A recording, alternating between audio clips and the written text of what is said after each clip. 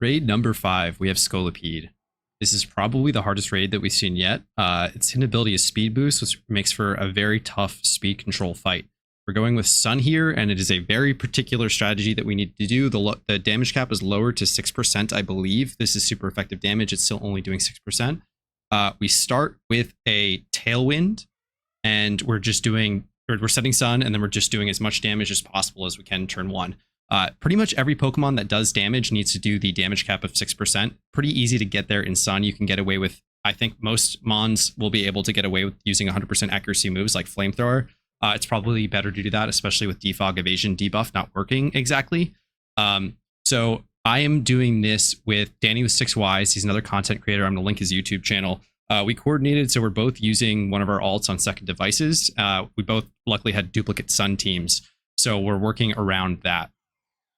So turn 1 was just a Tailwind and setting Sun 3 damage dealers. Turn 2 is pure damage. So you don't need to haze off the speed boost until Scolipede hits +2 speed. That's when you have to start to worry.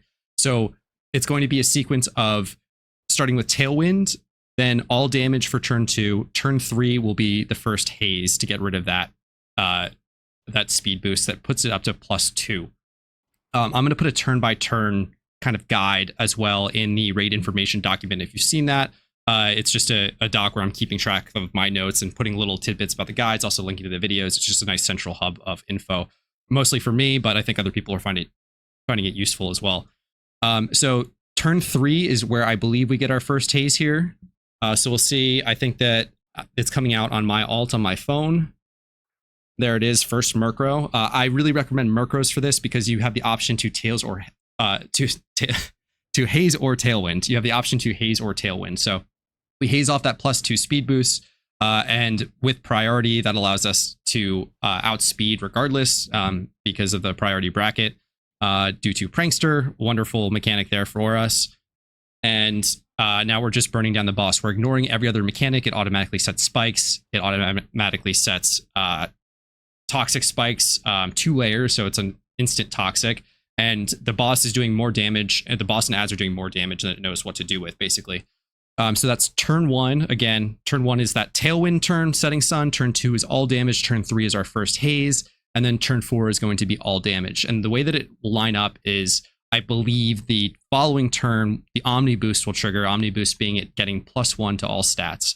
So when that occurs, we're just coordinating off screen here. So that's kind of the pause, but it is tough to track. It's going to be almost a requirement, I think, to do this in a link.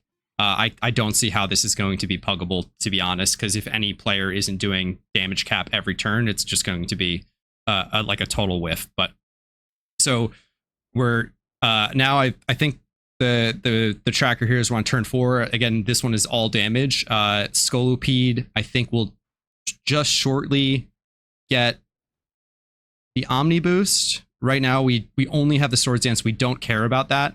So there's the Omni Boost, and it worked perfectly for us. We don't lose any damage there. If you're doing 6% every time, it will line up just so that it enrages at that turn. Tailwind is also wearing off, so on this 5th turn, you need to both set Tailwind and haze. So that's 2 damage dealers, Tailwind and haze. So you just have to start to outspeed, and then you have to do enough damage to kind of burn off these last few percentage points. So I believe the boss is about 20%. We're only going to do 12% with that new damage cap. There may be more interesting things that happen with the damage cap. It's kind of been all over the place. We've been figuring things out as the event goes on. And obviously, if there are updates to that, I'll put that in that info doc.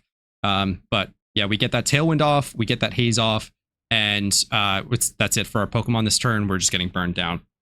You really can't waste turns doing pretty much anything else. This strategy works. It does require a lot of coordination. You'll have to figure out exactly which team member is bringing what, and every turn you'll have to coordinate who's sending out what. The UI doesn't really allow for players to see who's switching into what, so you'll have to be talking your link, talking in voice comm, getting a Discord call. Really recommend that. Otherwise, like, this is not an approachable pug fight. I have no idea how one would even approach doing that. Most players can't even handle Trick Room on Hypno, let alone clicking the haze button at a particular moment in time. Luckily, the timing becomes very easy because everyone's getting fainted like like clockwork on every turn, so you're not getting stuck with a Pokemon in while you need another one into Tailwind, let's say. But overall, really fun, really challenging. I'm excited to grind this one. I've got quite a few alts that I'm ready to do it on. Scolipede seems to be a very powerful speed boost user. Seems like everyone's slating for it to go straight to OU. So definitely get in a link with your team members, try to coordinate, get people together that have everything. The level cap is 80, so just be careful there. Otherwise, I'll talk a little bit more about the 4-star mechanics at another point. But yeah, that's Scolipede. Get out there and hope you win. Good luck.